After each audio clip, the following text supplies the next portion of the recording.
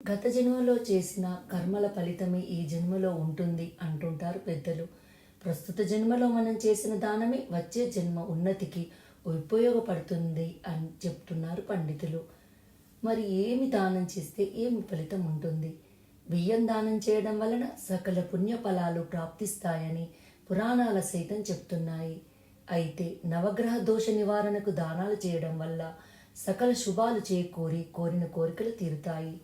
రవి గ్రహదోషం ఉంటే గోధుమలను దానం చేసి కెంపు పొదిగిన ఉంగరాన్ని ధరించడం వల్ల రోగాలు మానసిక బాధలు తొలగి మనశ్శాంతి లభిస్తుంది. గురుగ్రహ శాంతికి శనగలు, చంద్రుడికి బియ్యం, కుజుడికి కందులు, బుధుడికి పెసళ్ళు, శుక్రుడికి అలసందలు, రాహుకి మినుములు, కేతువుకి ఉలువలు, శనికి నువ్వులను దానం చేయాలి. మరణ భయంతో భీతిల్లే వారికి ప్రాణ అభయం ఇవ్వడం, వ్యాధులతో నరకయాతన అనుభవించే రోగులకు వైద్యం చేయడం, పేదలకు ఉచితంగా విద్యను అందించడం, ఆకలితో అల్లాడే వారికి అన్నదానం చేయడం, ఈ చతుర్విధ దానాలు చేసిన వారి పూర్వజన్మ పాపాలు నశించి ఈ జన్మలోనే సుఖిస్తారు. శక్తి కొలది చేసే ధన సాయం కానీ వస్తు సహాయం కానీ ధర్మం అంటారు. ఇలా ధర్మం చేయడం వల్ల వచ్చిన పుణ్యఫలం ఇహలోక సౌఖ్యాలకు దోహదం చేస్తుంది.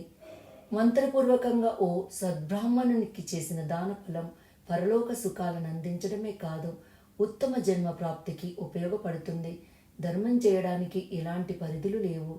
తోచింది ఏదైనా ధర్మం చేయవచ్చు, కానీ దానం చేయడానికి మాత్రం కొన్ని పరిధులు ఉన్నాయి.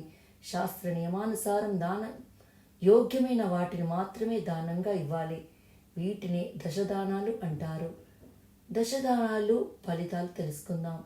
దూడతో ఉన్న ఆవు, భూమి, నువ్వులు, బంగారం, ఆవు నెయ్యి, వస్త్రాలు, ధాన్యం, బెల్లం, వెండి, ఉప్పు ఈ 10 దశదానాలుగా శాస్త్రాల్లో నిర్ణయించింది. వీటిని మంత్రపూర్వకంగా దానం చేయాలి, అప్పుడే ఫలితం ఉంటుంది.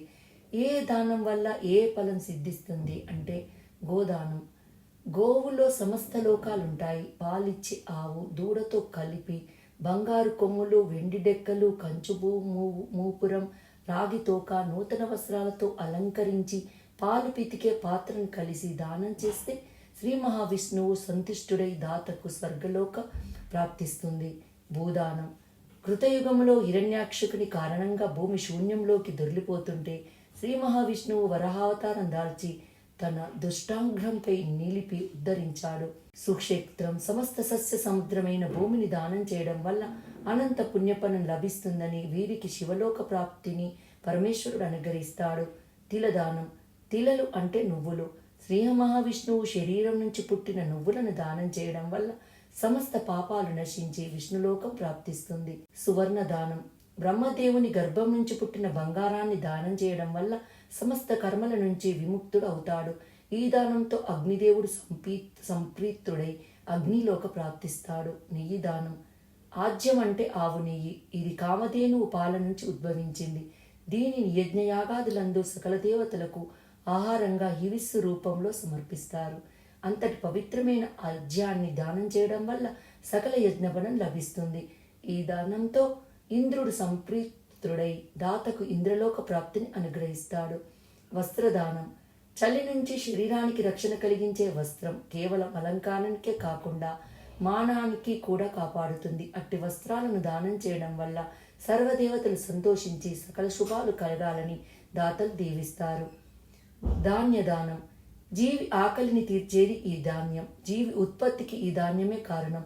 అట్టి ధాన్యాన్ని ఓ బండెడు దానం చేయడం వలన సకల దిక్పాలకులకు సంతృప్తి చెంది ఇహలోకములో సకల సౌఖ్యాలను అనుగ్రహించి పరమందు దిక్పాలకులోక ప్రాప్తిని అనుగ్రహిస్తారు.